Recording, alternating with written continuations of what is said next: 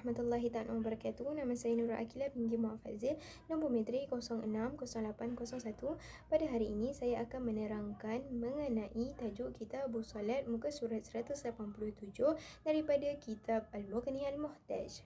Muka surat 187, terjemahannya adalah jamak bagi perkataan solat adalah salawatu dan makna dari segi bahasa adalah doa dengan baik. Allah berfirman, dan doakanlah untuk mereka yang berdoa kepadanya dan mendahuluinya yang pertama daripada kitab itu, dan memasukkan maksud simpati dengan ke atas, dan dari syarak perkataan-perkataan dan perbuatan-perbuatan yang didahului dengan takbir dan diakhiri dengan salam mengikut syarat-syarat tertentu. Dan solat bagi orang bisu tidak ditolak kerana perkataan yang diucapkan mengikut kebiasaan mereka. Maka termasuk juga dengan solat jenazah selain sujud tilawah dan sujud syurku.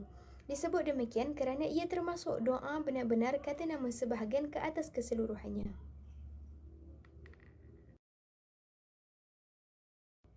Seterusnya, dan dia mulakan dengan tulisan kerana ia lebih penting dan lebih baik. Jadi katanya penulisan ia merupakan kewajipan khusus untuk solat sehari semalam, iaitu solat 5 waktu.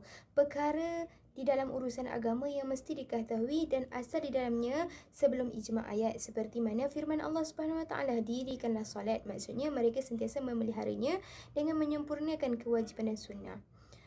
Di sini kita dapat lihat hukum, iaitu daripada perkataan yang bergaris wa aqimus salah. Maksudnya dirikanlah solat, iaitu lafaz bagi kalimah aqimu di atas merupakan fi'il amar yang menunjukkan bahawa tiap-tiap perintah menunjukkan wajib. Maka hukum yang diistimbat dari sighah fi'il amar tersebut menunjukkan bahawa solat adalah wajib dilaksanakan.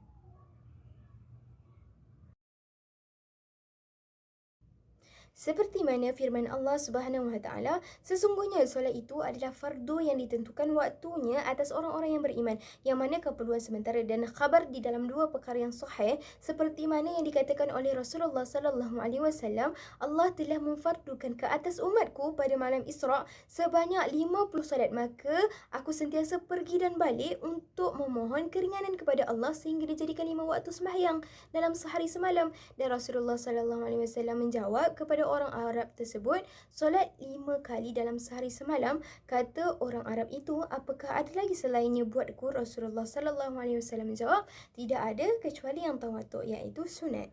Sekian sahaja daripada saya. Sekian, terima kasih.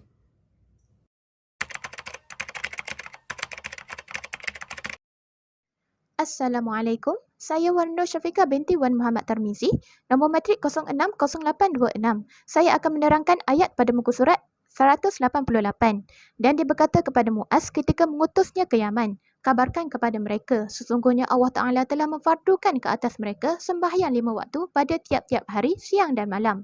Adapun kewajipan solat malam, ia telah dibatalkan dalam hak kami. Dan adakah ia dibatalkan dalam hak Nabi?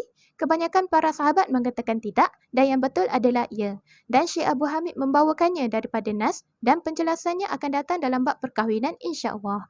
Dan dapat dilihat terdapat dua istilah dalam perenggan ini, iaitu as-sahih dan juga an-nas. Kemudian, dan tidak termasuk dalam kenyataan kami identiti solat jenazah. Akan tetapi solat Jumaat adalah salah satu kewajipan khusus dan tidak termasuk dalam kata-katanya, melainkan apabila kita mengatakan ia adalah pengganti solat zuhur. Ini merupakan satu pendapat, dan pendapat yang tepat ia adalah solat yang tidak terikat. Ia adalah kewajipan yang 5 pada malam Mi'raj seperti yang berlaku setahun sebelum hijrah, dan dikatakan juga iaitu 6 bulan. Di dalam perenggan ini pula terdapat dua istilah fiqh juga, iaitu al-asah dan juga wakilah. Perenggan seterusnya ialah faidah. Dalam penjelasan Al-Musnad oleh Ar-Rafi'i bahawa subuh itu adalah solat Adam, dan solat zuhur adalah solat Daud, dan solat asar adalah solat Sulaiman, dan solat maghrib adalah solat Yaqub, dan solat isyak adalah solat Yunus. Dan disebut di dalam berita itu, maka Allah telah menggabungkan semuanya untuk Nabi SAW kita dan untuk umatnya sebagai penghormatan baginya dan bagi memperbanyakkan pahala untuknya dan juga umatnya. Dan perenggan terakhir ialah, dan zuhur itu merupakan solat pertama yang muncul kerana ia merupakan solat pertama yang didirikan Jibril AS bersama Nabi SAW. Dan Allah berfirman, dirikanlah solat ketika gelincir matahari. Penulis memulakannya dengan berkata, maka itu sahaja daripada saya. Sekian, terima kasih.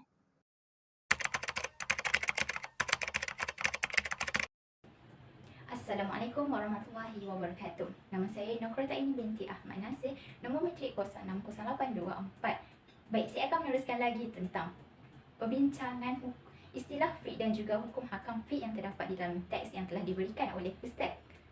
Okey, baik, yang pertama adalah istilah waqilah. Waqilah ini bermaksud pendapat yang lemah daripada ashab dan lawannya sama ada dengan sahih ataupun asah.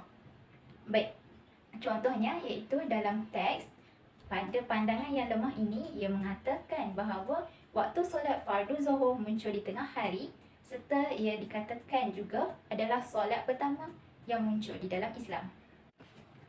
Baik, hukum hakam fiqh yang terdapat di dalam teks ialah yang pertama ialah hukum wajib, yakni wajib mengerjakan solat apabila sudah tibanya waktu solat berdasarkan teks iaitu walamma sadaru al-aqsiru tabi'ah li Syafi'i radhiyallahu anhu al-babu bi zikri al-mawaqiti li'anna biduquliha tahibba as-salah wa biqurujiha tafutu. Yakni yang bermaksud, dan apabila kebanyakan dari mereka mengikut al-Syafi'i, semoga Allah meridainya. Dalam hal ini ataupun dalam bab ini ia menyebut tentang masa, yang mana dengan masuknya waktu maka wajib solat, dan jika terkeluarnya dari waktu tersebut maka terluputlah ia. Baik, hukum hakam yang kedua adalah hukum wad'i. Hukum wad'i ini dia dikategorikan di bawah sebab. Sebab dalam makna istilah dia bermaksud apa yang dijadikan syariat sebagai pengenal terhadap hukum syar'i, di mana hukum tersebut ditemukan ketika sebab itu ada dan tidak ditemukan tanpa keberadaan sebab itu juga. Okey, baik, ya kerana berdasarkan teks iaitu waqbara aman Jibril inda al-bait marratain fassala bi az-zuhri hina zalat ash-sham wa kana al-fai' qadra ash-shirra. Okey, yang mana ini bermaksud dengan sebab ini adalah tanda keberadaan hukum.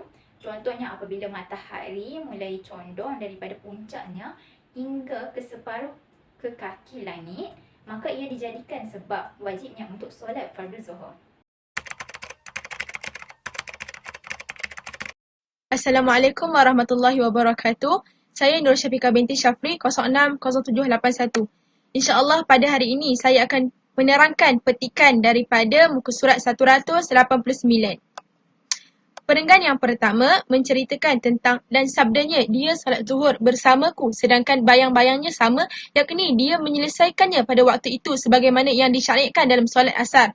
Asy-Syafi'i berkata, semoga Allah meridainya, menafikan bahawa mereka berkongsi pada satu masa, dan penulis mereka berkata dalam perenggan yang kedua, dan permulaan waktunya iaitu tengah hari, puncak matahari, iaitu waktu terbenamnya, ia bermaksud memasuki waktunya dan berlalu, sebagaimana yang dinyatakan dalam Al-Wajiz dan kitab-kitab yang lain, ia adalah satu batu dari pusat matahari sampai ke langit, memanggilnya status khatulistiwa ke titik maghribi, bukan sebenarnya, tapi dalam mandat yang jelas kerana ia mengenainya, iaitu dengan bertambahnya bayang-bayang sesuatu di atas bayang-bayang dalam keadaan keseimbangan, atau dengan kejadiannya jika tiada bayang-bayang yang tinggal bersamanya. Beliau berkata dalam Ar-Radwa,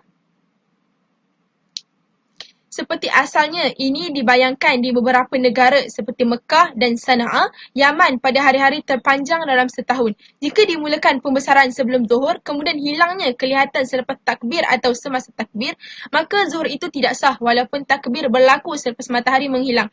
Perkara yang sama dan begitu juga pada waktu subuh dan lain-lain. Sekian itu sahaja daripada saya. Dan akhir waktu zuhur ialah ketika bayang-bayang sesuatu objek sama panjang dengan objek itu, kecuali bayangan pada waktu matahari tegak. Dan kejadian itu berlaku ketika matahari tergelincir.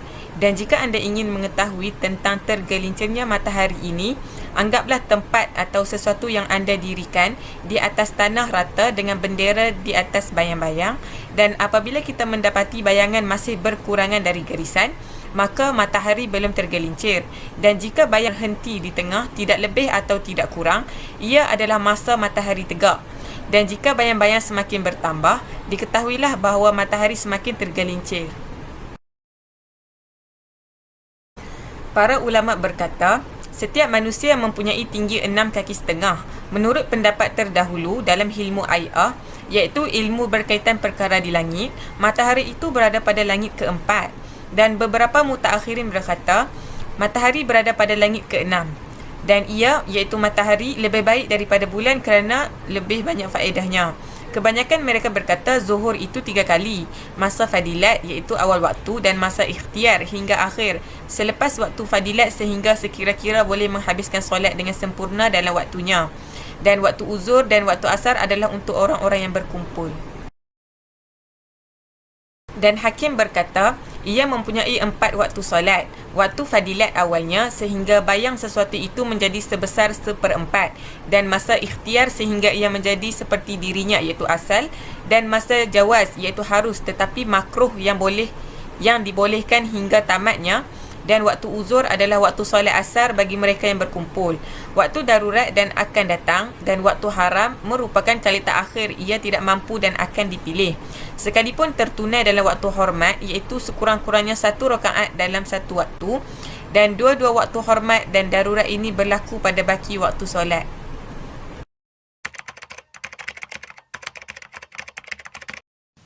Assalamualaikum warahmatullahi wabarakatuh. Nama saya Fatimah Razilah binti Azizi, nombor metrik 060791.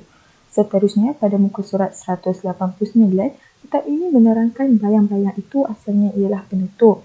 Ia meliputi waktu sebelum dan selepas tergelincirnya matahari.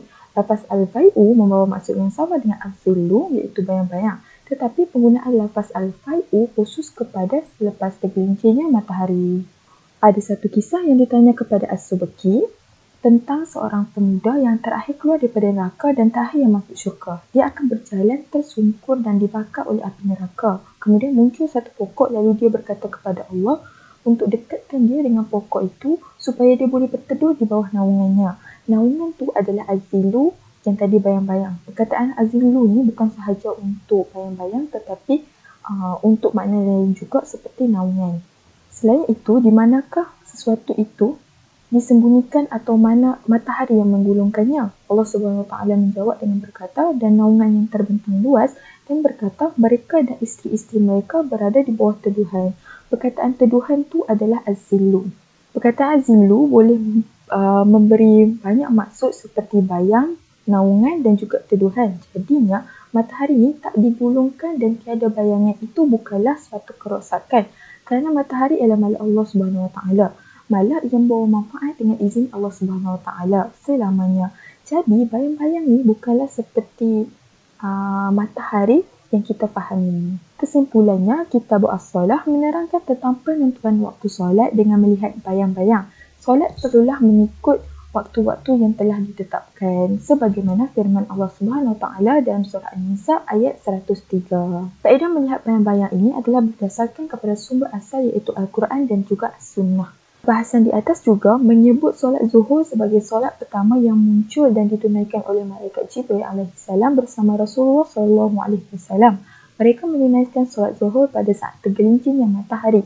Oleh itu, penentuan waktu zuhur adalah pada tergelincirnya matahari ke arah barat menurut kepada peristiwa tersebut. Sekian, terima kasih.